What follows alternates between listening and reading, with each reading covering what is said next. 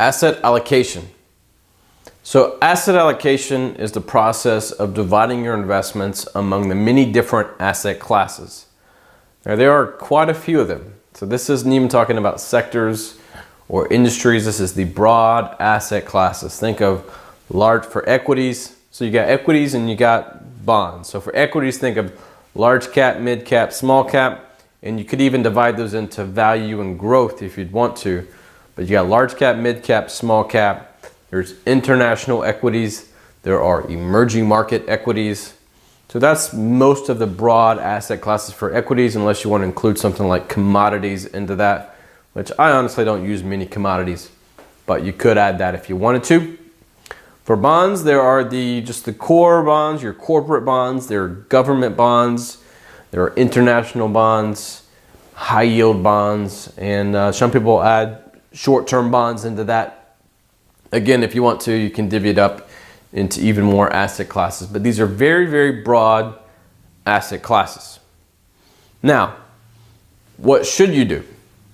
Well, some of this depends on a broad financial plan, and I haven't done that yet, so I can't tell you exactly what you should do, but you could start with your risk tolerance. So a conservative investor usually doesn't have any more than 50% equities and 50% fixed income. So you could have even less than 50% equities. A modern investor is normally a 60-40, meaning 60% stocks, 40% bond type things. And then your more growth-oriented investors are 70-30, 80-20, 90-10, that sort of thing. Now, I'm a young guy, obviously, so my investment portfolio itself is 100% stock type things.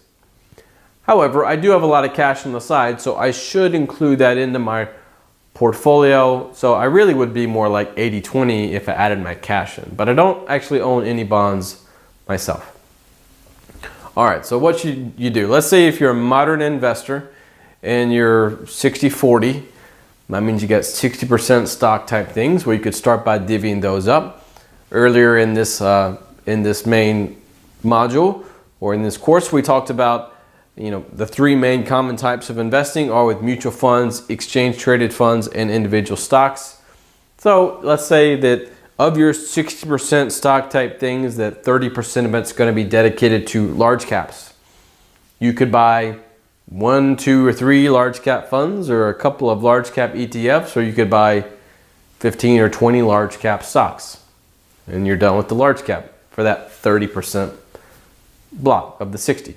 All right, so you got, let's say for mid caps, we'll do another 10% for mid caps and divvy that up into funds, ETFs, maybe a little bit mid cap growth, a little bit mid cap value. We'll do small caps, maybe 10% in there. And then for international, we'll do the same thing, maybe some with maybe 5% or so international developed, and then another 5% or so international emerging markets. And there you go, you got 60%. So you're just divvying that up into the different asset classes. And then from there, you're picking the individual securities, whether it's a mutual fund, ETF, individual holding, whatever it may be. So that's your 60 of your stock type things. And then for your 40 for your bond type things, you do the same thing. So you're going to split that up into maybe 15, 20% of your core bond holding, and then maybe another 10% government bonds, some foreign bonds, and some high yield bonds. And all of a sudden you've got something that looks like a portfolio. And then it's just a matter of keeping it rebalanced to your risk tolerance and that sort of thing. But asset allocation is fairly basic, and people start with either a financial plan or they start with basic risk tolerance. And you really just want to make sure it lines up with you, your life, your financial goals, and where you want to be.